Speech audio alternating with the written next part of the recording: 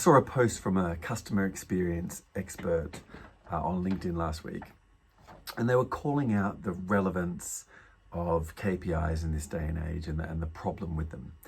And here's a little excerpt from what they said. The problem with KPIs is that they tend to be implemented on what the business thinks the customer wants rather than what they actually want. Example, answer calls within 30 seconds, designed to reduce the amount of time a customer waits, but in reality, results in calls answered then terminated within a few seconds. Now that sounds like a really plausible example of what this person is trying to articulate. The problem is, it's simply not true. I've worked in call centers for years and I've seen hundreds of different contact centers, and it's not true for a couple of key reasons. The first is customer service agents, like employees in any field, are there to do that particular job. And the overwhelming majority of those people do that job as best they can.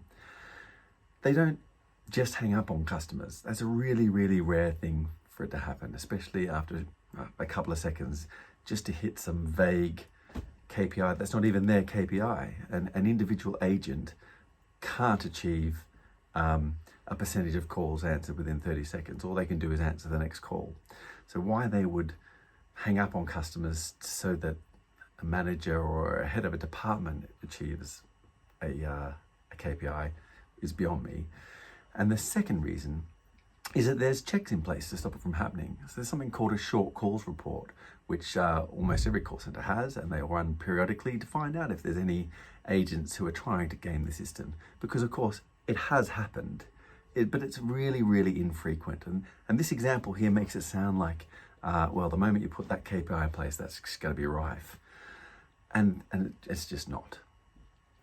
A better question to ask would have been, why is the most common SLA and KPI in a contact center 80% of calls answered in 20 seconds?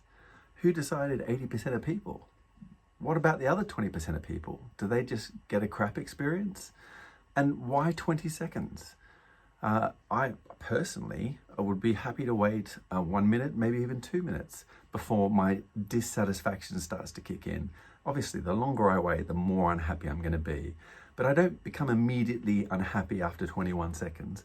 It's probably a minute or two before I'm starting to get a little bit annoyed or frustrated. And the longer you make me wait, the more annoyed I'll be. So if you make me wait an hour, which some banks recently have had to do, I'm going to be more annoyed. So the real question about KPIs and using this example of a call center is, why is it 80%? And why is it 20 seconds? And that is the most common KPI for service level performance in a call center. And when I go into a call center and I ask them, why do you have that KPI? The answer is, it's an industry standard.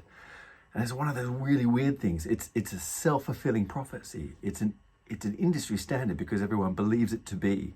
There is no paper that I've ever seen or read or study or analysis done that shows that 80% of calls should be answered in 20 seconds is a good, relevant metric in a contact center.